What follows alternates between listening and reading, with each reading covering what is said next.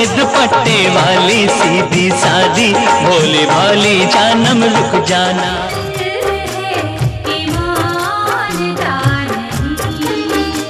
90-এর দশক, যে সময়টায় মিউজিক ক্যাসেটের ফিতে পেন দিয়ে গুটিয়ে গান শোনা হতো, রেডিওতে পছন্দের গান শুনলে মনে হতো পুরো পৃথিবীটাই সুন্দর।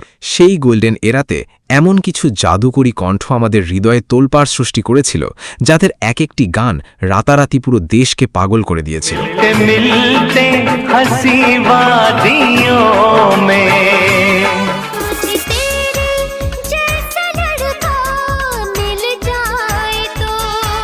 কাঁচের মতো খাঁটি সুর আর বুক চেরা সেই ইমোশন, যা আজও আমাদের শৈশব আর প্রথম প্রেমের মিষ্টি স্মৃতিগুলোকে তাজা করে তোলে। কিন্তু সেই মেগাহিট গানগুলো উপহার দেওয়ার পর হঠাৎ করে ইন্ডাস্ট্রি থেকে নিঃশব্দে গায়েব হয়ে গেলেন সেই সুরের জাদুকররা।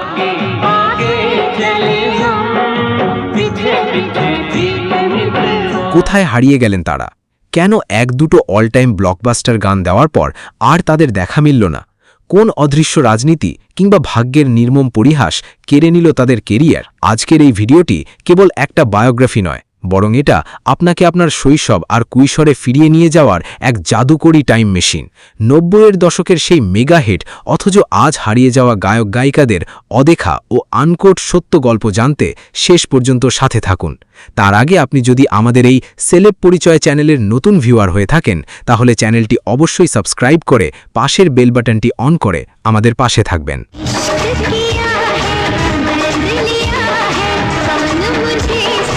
90-এর দশকের শুরুতে যখন পুরো ভারত ক্যাসেটের ফিতে ঘুরিয়ে প্রেমে পড়তে শিখছিল, ঠিক তখনই হিন্দি মিউজিক ইন্ডাস্ট্রিতে এক মিষ্টি ও আবেশ ছড়ানো কণ্ঠের আগমন ঘটে, যার নাম গায়ক বাবলা মেহতা।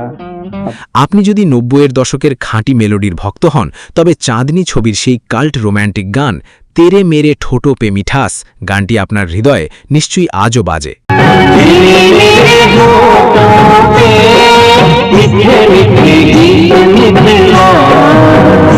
স্বয়ং কোকিলকণ্ঠী লতা মঙ্গেশকরের পাশে গলা মিলিয়ে গান গাওয়াই ছিল বাবলা মেহতার জীবনের প্রথম ও সবচেয়ে বড় ব্রেক।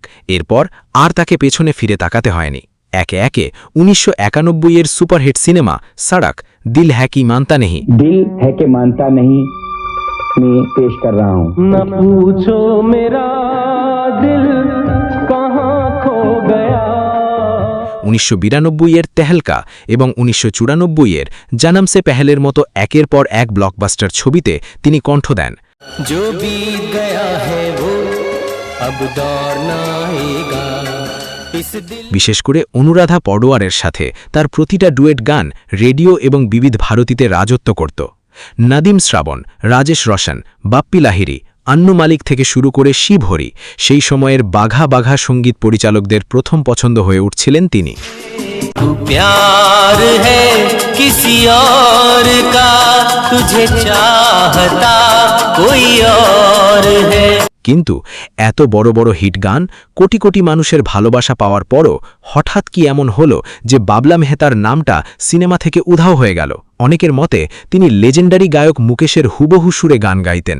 টি সিরিজের প্রতিষ্ঠাতা গুলশান কুমার তাকে দিয়ে মুকেশজির একের পর এক কাভার সং এবং মুকেশ কি ইয়াদেম অ্যালবামে গান গাওয়ানো শুরু করেন। বাবলা মেহতার মিষ্টি গলায় মুকেশজির ভজন আর গান শুনে মানুষ এতটাই মন্ত্রমুগ্ধ হয়ে পড়েছিল যে একের পর এক অ্যালবাম তো সুপারহিট হতে লাগল, কিন্তু বলিউডের মূল ধারার ফিল্ম মিউজিক থেকে তিনি ধীরে ধীরে অনেকটাই দূরে সরে গেলেন।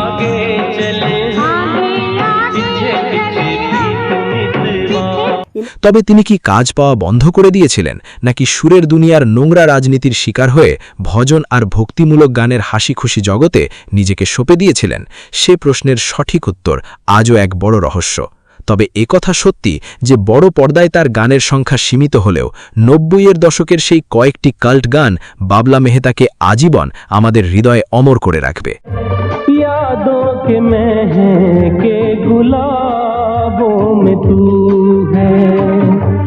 सहमी नजर वो कम सी उम्र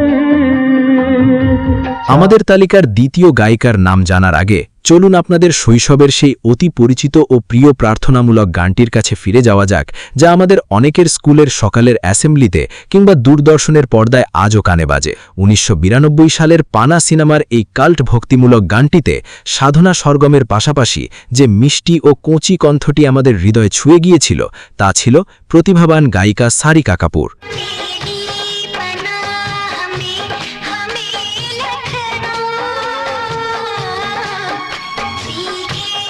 যদিও এর আগে ১৯৮৭ সালে ডান্স সিনেমায় খুব ছোট বয়সে তিনি পা রেখেছিলেন, কিন্তু এই পানা সিনেমার মাধ্যমেই সারিকার রাতারাতি সারা ভারতে পরিচিতি পান।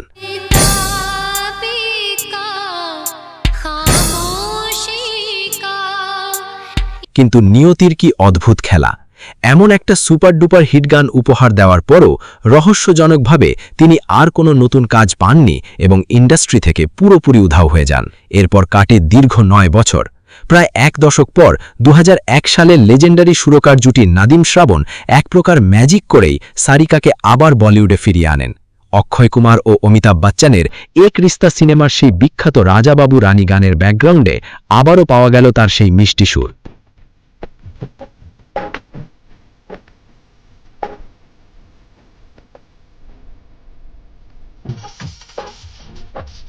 আর এরপর শুধু হয় সারিকা কাপুরের কেরিয়ারের সবচেয়ে সোনালী অধ্যায়। ২০০২ থেকে ২০০৫ সালের মধ্যে একের পর এক সুপারহিট সিনেমা রাজ, দিল হ্যায় তুমহারা, হ্যাঁ मैं भी प्यार किया, तुमसे अच्छा कौन है, ये दिल आशिकाना, পারওয়ানা এবং দোস্তির মতো ছবিতে একের পর এক চমৎকার গান গাইতে থাকেন তিনি।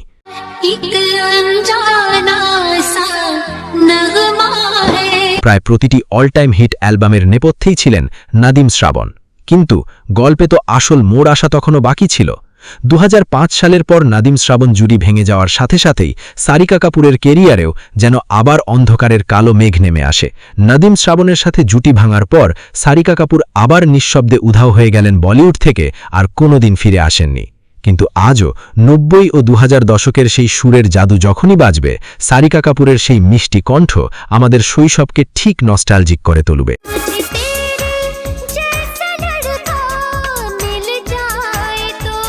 তৃতীয়, ৯০-এর দশকের শুরুতে যখন পুরো ভারত জুড়ে সালমান খানের রোম্যান্টিক ক্রেজ তুঙ্গে ছিল, ঠিক তখনই একটি ছবি সিনেমা হলে এমন এক ঝড় তুলেছিল যার প্রতিটা গান দেশের কোনায় কোনায় আজও মানুষকে আবেগে ভাসিয়ে নিয়ে যায়। ছবির নাম সনম বেওয়াফা।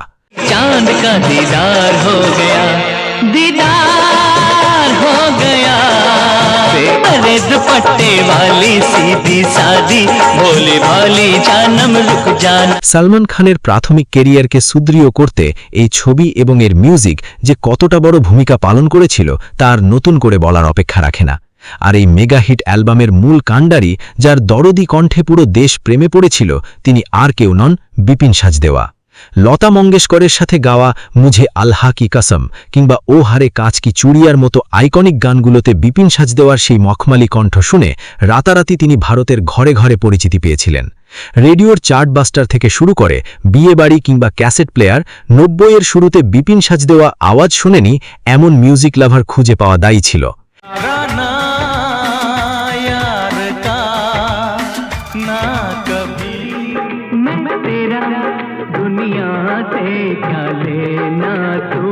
এমন এক কাল্ট ও ব্লকবাস্টার অ্যালবামের পর সবাই ধরেই নিয়েছিল যে বলিউড হয়তো কুমার শানু বা উদিত নারায়ণের পাশে আরও এক নতুন সুপারস্টার গায়ককে পেয়ে গেছে। কিন্তু নিয়তির চিত্রানুচি যে একদম ভিন্ন ছিল। এত বড় একটা সুপারহিট অ্যালবামের পর যেখানে ওর দরজায় সারিবদ্ধভাবে প্রযোজক পরিচালকদের লাইন দেওয়ার কথা, সেখানে রহস্যজনকভাবেই বিপিন সাজদেওয়ার লাইমলাইট দীর্ঘস্থায়ী হতে পারল না। সনম বেওয়াফার পর তিরপ, মেহেরবান কিংবা ভিআইপির মতো কয়েকটি সীমিত ছবিতে তিনি গান গেয়েছিলেন বটে, কিন্তু সনম বেওয়াফার সেই অভূতপূর্ব সাফল্য তিনি বলিউডের মূল ধারায় আর বজায় রাখতে পারলেন না। ইন্ডাস্ট্রির নোংলা রেশারেশি, লবিং নাকি সঠিক সুযোগের অভাব, ঠিক কী কারণে এত সুন্দর মেজাজের সুর থাকা সত্ত্বেও বিপিন সাজদেওয়া হারিয়ে গেলেন তা আজও এক অলিখিত রহস্য।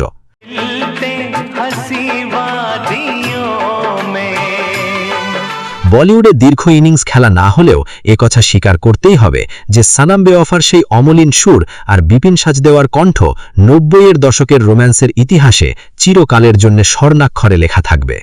इरादा नजर मिल गई तो मुझसे दिल চতুর্থ, ৯০-এর দশকের আগের সেই ৮০-র দশকের শেষ ভাগ যখন মেলোডি মিউজিকের এক সোনালি ভোর শুরু হচ্ছিল, আর সেই সময় ১৯৮৪ সালের মেগা হিট ছবি সোহনি মোহিনওয়ালের এমন একটি গান বাজল যা শুনে গোটা ভারতের মিউজিক প্রেমীরা শিহরিত হয়ে উঠেছিল।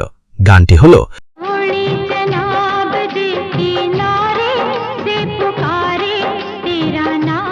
আপনি কি জানেন এই গানটি আসলে একটা ডেমো ট্র্যাক হিসেবে রেকর্ড করা হয়েছিল?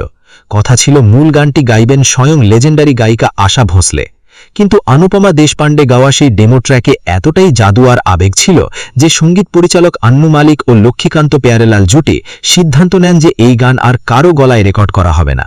অনুপমার এই গানই রাখা হলো চূড়ান্ত ছবিতে, আর এই একটি গানের জন্যই অনুপমা দেশপান্ডে পেয়েছিলেন প্রতিষ্ঠিত ফিল্মফেয়ার অ্যাওয়ার্ড। প্রথম গানেই বাজিমাত স্বয়ং আশা ভোসলেকে টেক্কা দিয়ে ফিল্মফেয়ার জয়। সব মিলিয়ে মনে করা হয়েছিল যে বলিউডে হয়তো এক নতুন সুরের সম্রাজ্ঞীর আগমন ঘটে গেছে। এরপর সায়লাব সিনেমার হিট গান হামকো আজকাল হ্যায় ইন্তজারে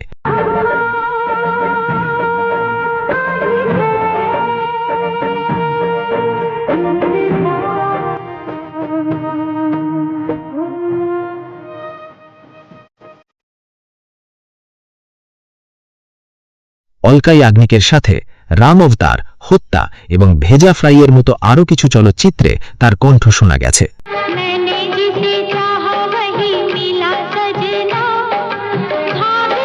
কিন্তু এত বড় একটা দুর্দান্ত শুরু পাওয়ার পরও অনুপমা দেশপান্ডের কেরিয়ার কিন্তু সেই উচ্চতায় পৌঁছাতে পারেনি যা তার পাওয়ার কথা ছিল। বলিউডের নোংরা মিউজিক পলিটিক্স, অলকা ইয়াগনিক বা অনুরাধা পডওয়ালের মতো গায়িকাদের সাথে তীব্র প্রতিযোগিতা, নাকি নিজের পছন্দের কাজ বেছে নেওয়ার মানসিকতা, কোনটা বাধা হয়ে দাঁড়িয়েছিল সে প্রশ্নের সঠিক উত্তর আজ ইতিহাসের পাতায় ধামাচাপা পড়ে গেছে। তবে একথা অস্বীকার করার উপায় নেই যে সোহনি মোহিনওয়ালের সেই গান দিয়ে অনুপমা দেশপান্ডে ভারতীয় সঙ্গীত জগতে যে ইতিহাস সৃষ্টি করেছিলেন তা ৯০ ও ৮০-র দশকের মিউজিক প্রেমীদের হৃদয়ে আজও এক অমর স্মৃতি হয়ে রয়ে গেছে। বন্ধুরা, বাবলা মেহতার সেই দরদি সুর থেকে শুরু করে বিপিন সাজদেওয়ার সানাম বেওয়াফা কিংবা সারিকা কাপুরের মিষ্টি গায়িকি আর অনুপমা দেশপান্ডের ফিল্মফেয়ার জয়ী গান, এই প্রতিটি কণ্ঠই কিন্তু একসময় আমাদের শৈশব আর কৈশোরের দিনগুলোকে মিউজিক্যাল করে তুলেছিল। হয়তো সময়ের চাকা ঘুরে গেছে, নতুন নতুন গায়ক এসেছেন, সঙ্গীতের ধরন বদলে গেছে, আর ইন্ডাস্ট্রির নোংরা রাজনীতি কিংবা সঠিক সুযোগের অভাবে এই সুরের জাদুকররা হারিয়ে গেছেন পর্দার আড়ালে। কিন্তু তাদের গাওয়া সেই কাল্ট গানগুলো আজ ৩ দশক পরে এসেও প্রমাণ করে দেয় যে সত্যিকারের প্রতিভা বা সুর কখনো পুরনো হয় না। पूछो मेरा दिल कहाँ खो गया, तुझे देखते ही तेरा हो गया। ৯০-এর দশকের এই হারিয়ে যাওয়া গায়ক গায়িকাদের মধ্যে কার গান সবচেয়ে বেশি আপনার পছন্দের, এবং এমন কোনো গান বা গায়ক কি মিস হয়ে গেল যা শুনলে আপনি আজও নস্টালজিক হয়ে পড়েন? তা অবশ্যই নিচে কমেন্ট করে আমাদের জানান।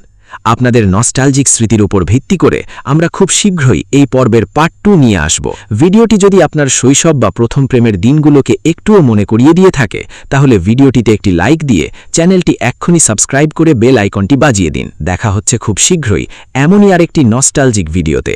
ততক্ষণ পর্যন্ত ভালো থাকুন, সুস্থ থাকুন আর পুরনো সুরের ভালোবাসাতেই থাকুন। ধন্যবাদ।